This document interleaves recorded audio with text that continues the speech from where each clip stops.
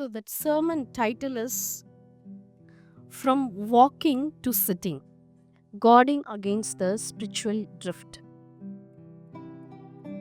So on a daily basis, most of the people I know, yourself, myself, we are all totally free. We are not totally free from the um relentless daily grinds.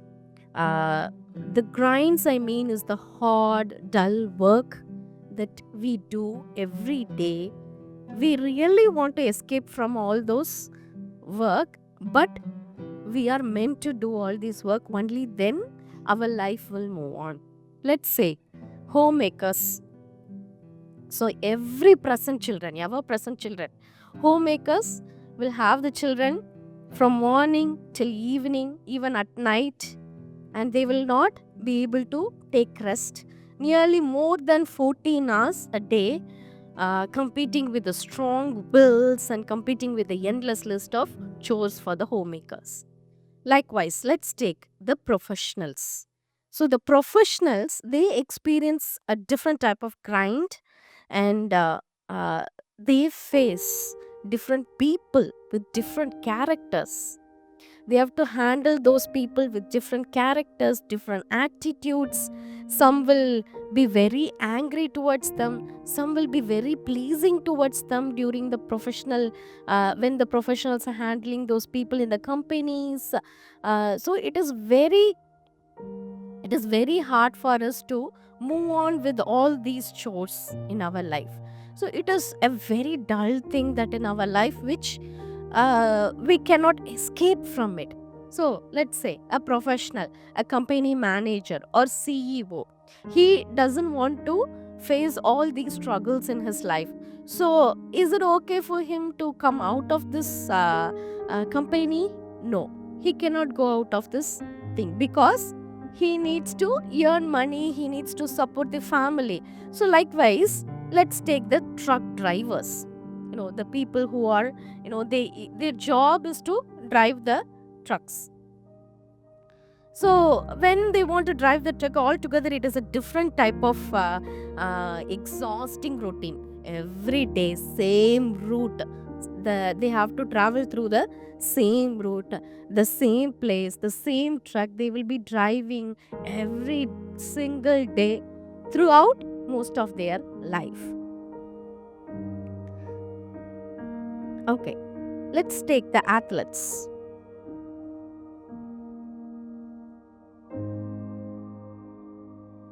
Okay.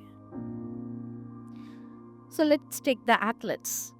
So they have this grinds of unending hours of practice, which is reflecting their, they have to reflect their techniques that they have learned. So they have to perfect their techniques in their day to day life.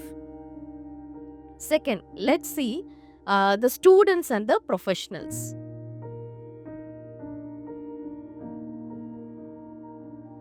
So what do students and professionals, professors, they do? They have a ceaseless preparation. They have to prepare all throughout their life.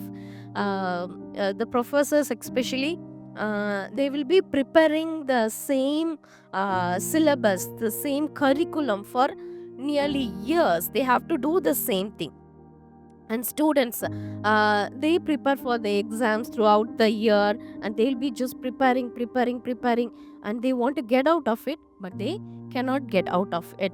So the fact is that the grinds is not going to go away in our life. Let us also see the salesman. So salesmen have to live with a quota, and performers constantly, they have to rehearse. And the therapist, so psychological therapist, when we see their life, they cannot escape from the depressed soul after another. They every day they have to face the hear the problems of the people. Every day they have to come across the depressed people. And yeah, psychologically, when we try to do the same thing, we will feel like, what is this kind of a life in our day to day life? I feel very bored. Why am I supposed to do the same thing though we get all these questions, can we escape from it? No, we cannot escape from it. So there are many grinds that we can name on. We can keep on naming them. The grind of fear, the kind of discouragements, the grinds of uncertainty, the grinds of personal weakness, and the grinds of compromise. So today we are going to see how such kind of compromise can erode the blessings that God has in our life. So how can we guard against the spiritual compromise and erosion? There is a place in Chennai.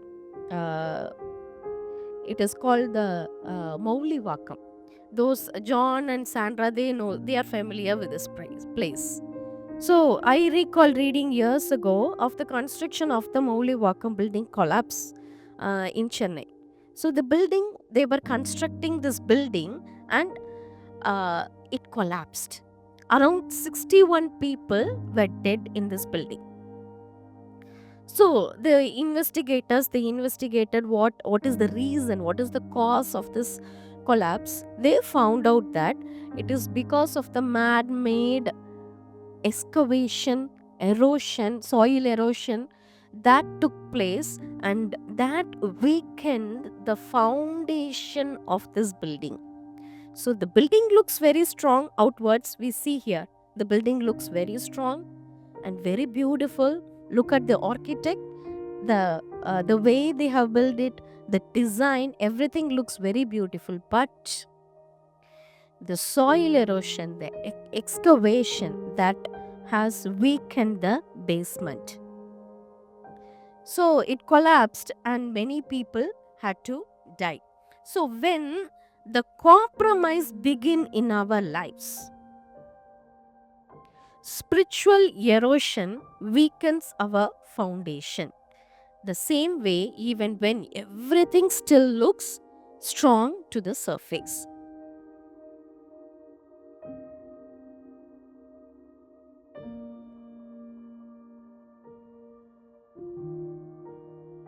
So, compromise and erosion, how can we escape from this? How can I identify it? How can I be conscious? How can I resist it? So, the compromise, it will not come like, hello, I am compromised, I'm come here into your life, that we can identify. No, we cannot identify the compromise very easily. So compromise is rarely announce itself with trumpets. No, say that, oh, I'm here, I am the compromise, I'm here in your life. No, it will not announce it and come to our life. The compromise will come, enter into our life in a very subtle way. First, rationalization. Sometimes, when being a Christian, a small justification, we will think, okay, when I am with my friends, when they tell something uh, about morality or something, that when we feel like, okay, what will my friend think about me if I stay to the Bible, when I don't want to compromise it, I what will they think about me? So let me say, okay, it's okay. For example, so one day in India, one of my family member, though her family members are uh, worshipping the Hindu god, she and her mom was worshipping the true God of the Bible. So um, it was a very big festival, and they sacrifice wild animals to the goddesses, and then they cook that meat and they eat. So in our Bible it is clearly said that we cannot participate in any of the celebrations of the ungodly people, and we cannot participate in it, and we cannot eat any meat from the sacrifices that is kept in front of the other goddesses. So what she said, in front of everyone, she said, no, I'm not going to take this and I'm not going to eat this, because in Bible it is said so and so, and I don't want to do this. So this is the thing that I'm speaking about, the small justification that she does not want to. She chose not to justify that this thing is not going to harm her. So this rationalization that we have to be very careful of. Next, this rationalization will slowly make us to give more excuses. One compromise makes one easier to accept the other one.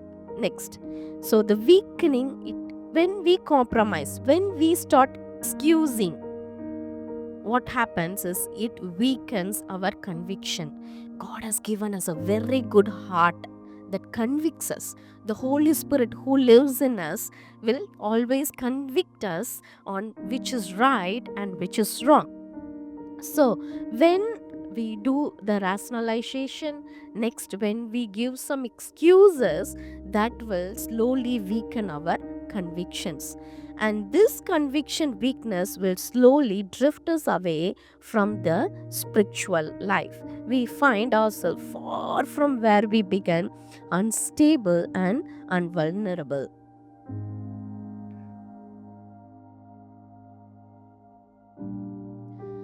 Let us all, as we all know, the Psalm 1, uh, Psalm chapter 1, verse 1. Can someone take the Bible and read?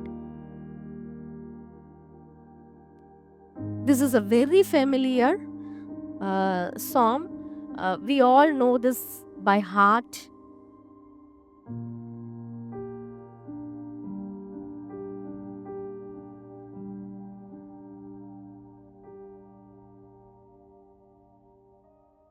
And believe that in the context of love. Yes, thank you. So, as I said, that this erosion, this compromise, all these things, how can I protect me? So the psalmist King David, he is a very wonderful man. He has put down all the instructions for us in the book of Psalm. The first chapter itself is clearly teaching us, is helping us to understand how we can save ourselves from the compromise. So blessed is the man who does not walk in the counsel of the wicked.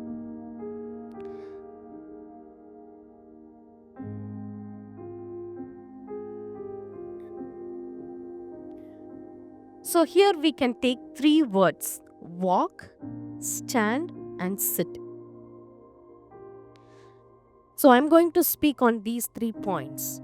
Let us take the walk. So, walk, and then it is given in the Bible that blessed is the man who walks not in the counsel. So, walking, counsel, and then ungodly.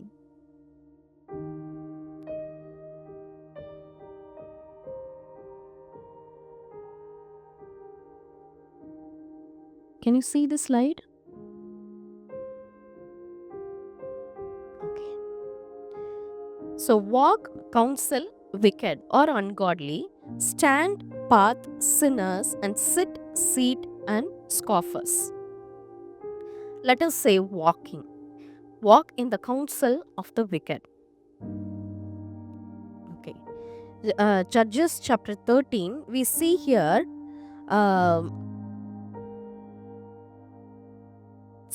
Judges chapter 14, verse 1. Judges chapter 14, verse 1. Can someone read?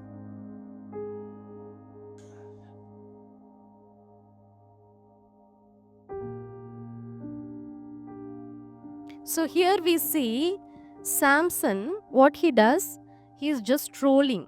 He is just walking here and there, and then he is going to the place called Timnah, and there he sees a woman. So uh, the walk that we do. So Samson clearly knows from the childhood his parents has raised him, given all the instructions that he is a Nazarite and he should follow all the instructions of God, and he is not allowed to get married. But yet, though he knows, he is well aware of all the instruction, all the laws in his life, yet he is flirting with evil, yet he is flirting with a sin. See, in the book of Psalm, chapter 1, verse 1, the word blessed means in Hebrew, it is called, oh, happiness many times over. So it is, when we translate is, when we use this phrase instead of blessed, let us read like this. Oh, happiness many times over is the man who does not walk in the counsel. So here, Hebrew word walk means the casual movement along the way. Casual movement along the way. The word counsel means moral firm. The counsel in our English Bible, the meaning of the Hebrew word counsel is moral firm. So let us say like this, oh, happiness many times to the man who does not casually move along the way in the moral firm, and he is very morally firm. So, flirting with ungodliness can begin casually. For flirting with ungodliness can begin casually, like Samson did. So Samson, he does not want to stay in one place. He's just going here and there. He's going to one place to after another, and he is flirting with, he's talking with women. He's going and talking with the Palestinian women. God has clearly given the instructions that they cannot marry a person who are from the ungodly countries, ungodly states. So this, though Samson is aware of it, but he fails to follow the instruction. So the drift, that when we listen to ungodly advices, so we all know Samson's life story, that slowly he married Dimna, and she was giving him instructions. Can you tell me the secret of your strength? Can you tell me? And she was giving him all the instructions. He tried not to tell her, but finally, when unconsciously he was flirting with the evil, this evil has unconsciously taken him into the deepest thing, where from there he cannot come out, where he cannot escape, he cannot come out of this flirtiness. So this evil will never, we will think, oh, I'm just, a little bit compromising. No, little slight compromise will also take us to the evil center of the sin. Next one, the next point, standing in the path of the sinners.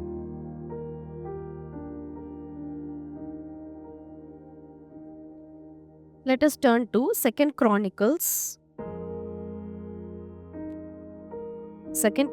chapter 19 verse 2.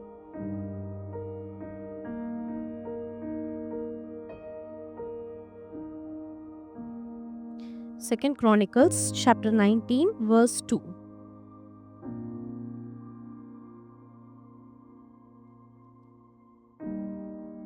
Can someone read?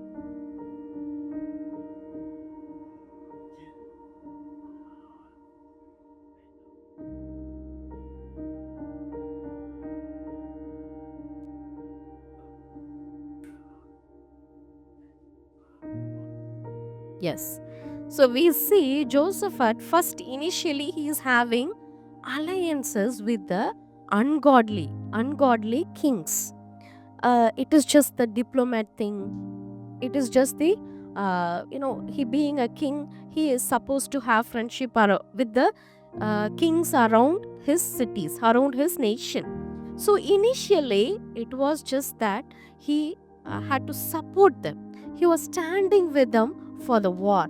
He is just standing with them. He might have thought, I'm just standing. And we see, when we read there, we can see, he is very, unconsciously, he's very aware. He thinks that, okay, I am just supporting him because he is my friend, because this king is my friend, and that is why I'm supporting him. But no. So that has that supporting thing, that standing for them, that has sinned. That itself is called sin here in the Bible. So when the prophet comes and says that, he says, should you help the wicked, should you help the ungodly, and love those who hate the Lord, therefore the wrath of the Lord is upon you. So, dear brothers and sisters, when we stand for the ungodly people, when we stand for the sinners, when we stand for the people who are not godly, who are not believers, we have to be very vigilant. Are we really supporting them? Are we really standing for them? In what ways am I standing for them? So we have to be very cautious, because when we stand, we will think in our mind, I'm just standing. But unconsciously we will be going towards the path of the sinners. So next, let us see the point, sit.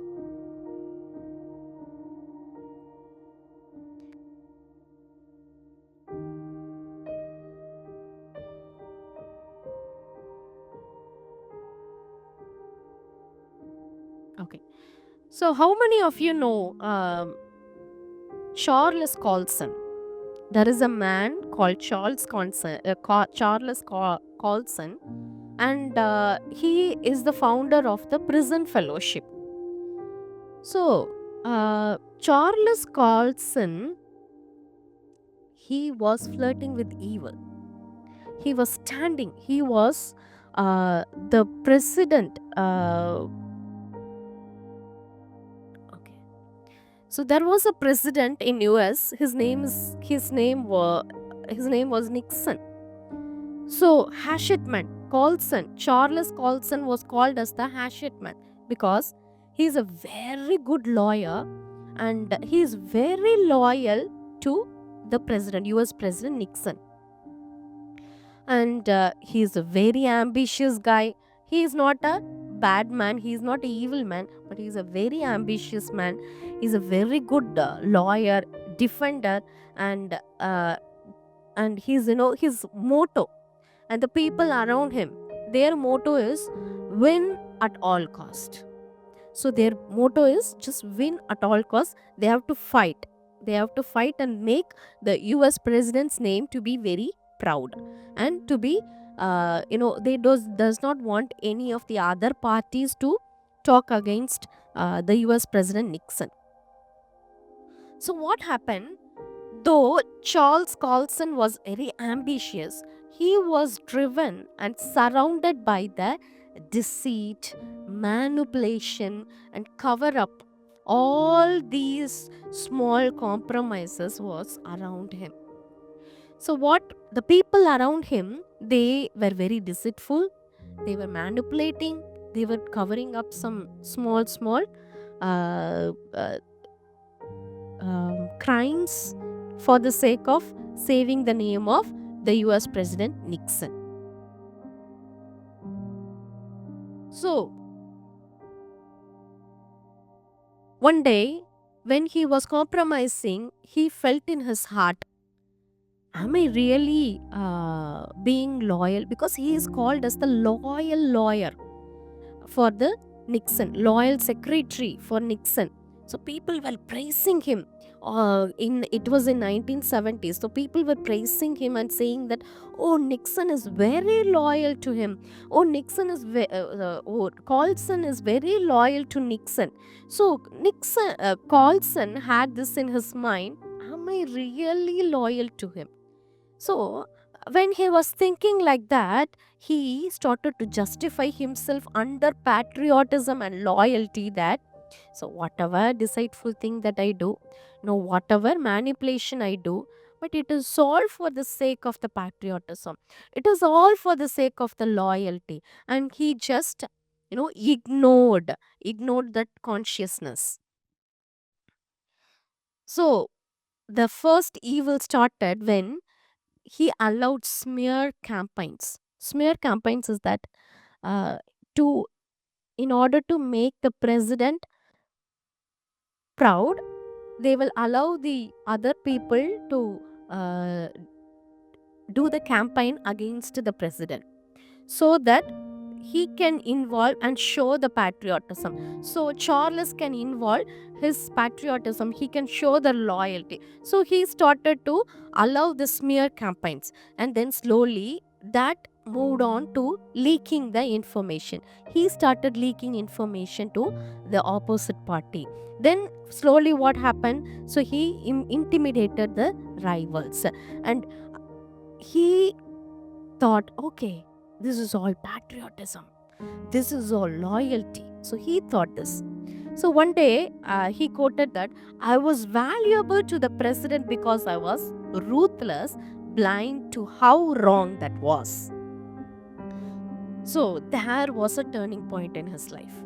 So this small compromises led to a very big scandal called Watergate scandal. And due to the scandal, he was sent to the prison. When he was in the prison, he had a very good friend who met him, and he said, Charles, I want you to read this book. This is a book written by C.S. Lewis called Mere Christianity. So, when Charles was in the prison, he read the Mere Christianity book, and he confessed that he was pride, he was deceitful, and he had moral blindness. And once Charles says that I went into prison as Nixon's man, and I came out as Christ man. So, what transformation did that happen? So, while he was in the prison, first he denied all the allegations, but later, when he became Christian, when he accepted the Christ, then he confessed his sins, and also he founded the Prison Fellowship International, and which is serving millions in more than 100 countries. So, he also quoted in one of his book as, at the peak of power, it took prison to meet the true king. So we see that Charles Colson was standing. He was standing for the president. He was standing for the president, and slowly he had to take the path of the sinners. And now we see sit. The third point, sit. Sitting on the seat of the scoffers. So, sitting or settling. Sitting we can call as settling. So, settling is a permanent residency. You can call it as a permanent residency. So, scoffers make light of the sacred. We all know that how scoffers will always do.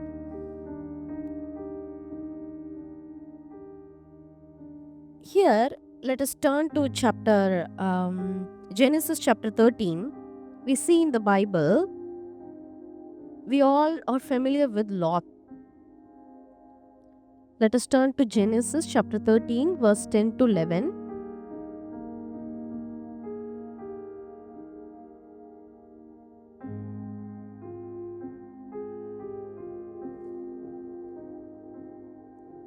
Chapter 13, 10 to 11.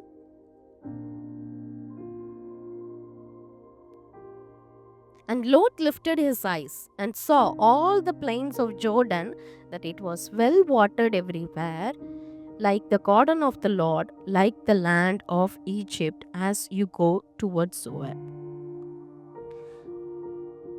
So when we stand here and see something, how can we compare? Oh, that is very great. It is like the Garden of Eden. Lot is thinking that the Zoar is like a Garden of Eden. It is like the Egypt. It is well flourished. So when he says that he has gotten the desire to go inside the Zoar. So sitting signifies settling. So a permanent identification with the ungodliness. So the one who once flirted with sin now feels at home among the scornful.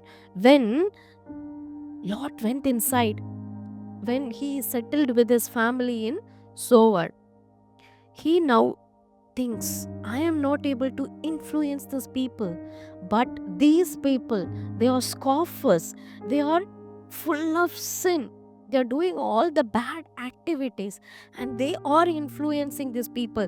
These people are very evil. We see how evil these people are in the other chapters. So they are saying that, you come and be together. And we see that when the guest, the angels of the Lord came to Lord's house, so the we know how the people of Sodom they acted. We see in Genesis chapter 19 verse 1. Let us read. Now the two angels came to Sodom in the evening, and Lot was sitting in the gate of the Sodom. So, throughout the Old Testament, when you see, when the head of the family is sitting in the gate of a city, that means that particular head of the family is participating in the social, political affairs of that city. So, here we see that Lot, though he is surrounded by evil men, he is settled in Sodom, and he is participating in the country affairs. So though he has God in him, though he is carrying that light in him, he is not able to influence, though he is socially, politically involved among the city of Sodom. So the angel saw them, and when Lot saw them, he rose to meet them, and he bowed them himself with his face towards the ground. So we see on the third verse that he insisted strongly that they turned into him and enter his house, and then he made them a feast and baked unleavened bread, and they ate. And now on the fourth verse, now before they lay down, the men of the city, the men of Sodom, both old and young, all the people from every quarter surrounded the house. And they called to Lot and said to him, where are the men who came to you tonight? Bring them out to us, that we may know them carnally. So Lot went out through the doorway and shut the door behind and said, please, brethren, do not do so wickedly. See now, I have two daughters who have not known a man. Please let me bring them out of you, and you may do to them as you wish. See, we see, Lord, He, when we see evil in the Bible, it is clearly said when Joseph he faced evil, it is written, he was fleeing from that place. So whenever an sin is happening, the Bible clearly tells us that we should flee from the sin, flee from that place, flee from the whatever situation that we are. But here Lot is trying, because he is settled there, so he is compromising and saying, okay, now this thing has happened, that he is now telling, please take my daughters, do whatever you want to them, but don't allow my guest to, don't harm my guest, he says. And we see that when the angels took the Lot's family out of Sodom, his wife, she is very much attached to the Sodom and Gomorrah, and she turns out and she becomes the pillar of the salt. And also we see after that, this sin has influenced the daughters of Lot. So what they did, when they went to the mountains, they also sinned with the father.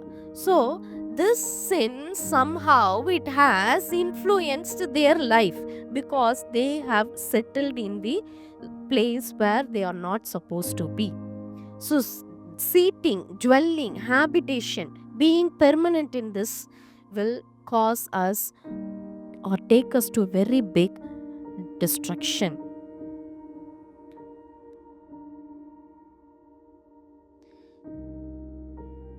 Let us read Psalm 1, chapter 1, verse 3.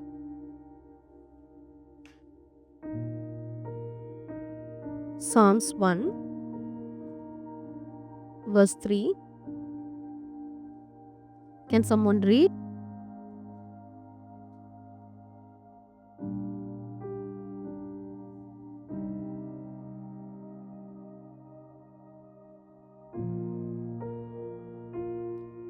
So, godly behavior occupies with God's word. It's an absolute standard with clear direction. So, when we are with God, when the blessings of the Lord, when we don't do this, when we do not walk, when we do not stand, when we choose not to sit. So, these walking, standing, and sitting, it is we who are choosing it. It is we who are choosing it. We have to choose not to walk. We have to choose not to stand. We have to choose not to sit. When we do that, the first verse says the promise of happiness. The second verse gives the means of experiencing it. And the third verse we see it declares the end result. Here it says, He, the one who does not walk, the one who does not stand, the one who does not sit, he shall be like a tree planted by the rivers, and he that bring forth its fruit in its season, and those leaves shall not wither, and whatever he does shall prosper. Clearly we see whatever we does. So the tree by streams of water, he will be planted. That means we will be stable, fruitful. That means in our life, in the Christian life, we will be keeping on growing and we will be unwithered. Unwithered means we will endure this and prosperous, fulfilling the God's goal.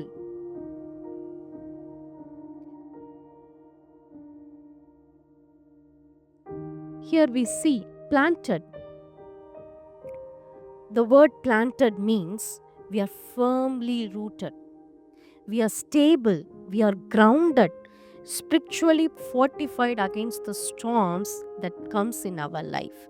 So when we choose not to walk, when we choose not to stand, when we choose not to sit, then we will be planted firmly, we will be stable, we will be grounded, we will be spiritually fortified against the storms in our life.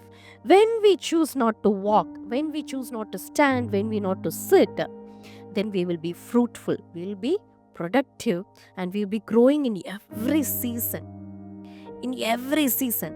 I have my sister's father in law. When I was doing my college, one day I happened to visit their house. So they had an orange tree. So he was plucking oranges and we were cutting it and we were eating the oranges. We were so happy, when we saw the orange tree, because it is not in India. Seeing an orange tree is unfamiliar. So I was really excited and I was eating the fruit. So he told me one thing. Joanna, do you know one thing? This tree, it bears fruit all the season. Usually orange does not do that, right? So orange only comes only for one season we will get the fruit. So he said to me, this fruit, it bears the fruit for all the 4 seasons. I was really surprised. So my mom was standing there. She knows very well about oranges than me. And then she asked my sister's father-in-law, "How come you say that?" And then he said, "Amma, I water this plant every day, and I used to say, Lord, give fruit, yeah, for the all 4 seasons."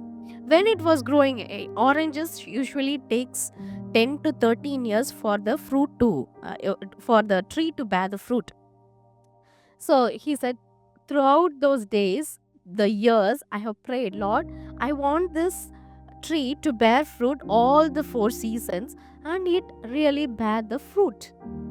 uh, I was really surprised. So, the same, likewise, we should be fruitful in our life, all the 4 seasons of our life. Though there will be storms in our life, during those stormy times, we must not give up. We must not give up on the Lord. There will be times when we will feel like the God is not at all with us. Why am I feeling like this?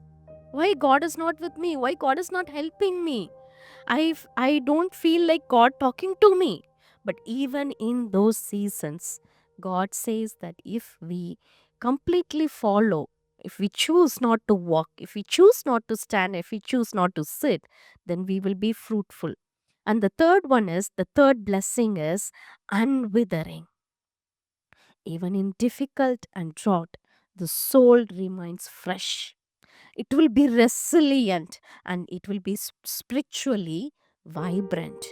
And the fourth blessing is prosper, fulfilling the purpose and the goal that God has designed for our blessing and a meaningful life. Being prosperous, the blessings that whatever God has given in our life, when we use that for the work of the Lord, when we use that for the purpose that God has given us, that is the prosper that Bible says. That is the prosper that the prosper, the blessing that God speaks here in Psalms 1:1.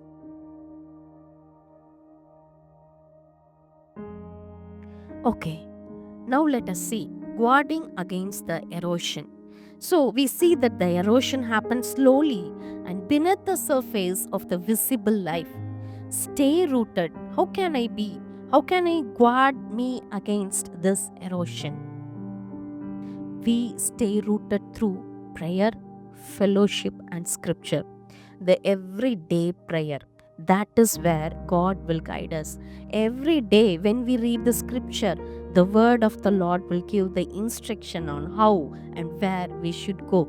So, the Lord's instruction is always clear, it is absolute, it has an absolute standard, and it says that it gives the clear direction. Let us all reflect. How can I begin to tolerate small compromises I once rejected? This year, this 2025, we have nearly passed 11 months now. And let us all recall how did I compromise? On what ways did I compromise? What spiritual influences am I allowing to shape my thoughts? And how can I cultivate deeper delight in God's word this week, this year, in the upcoming year? What practical steps will I take to strengthen my spiritual foundations?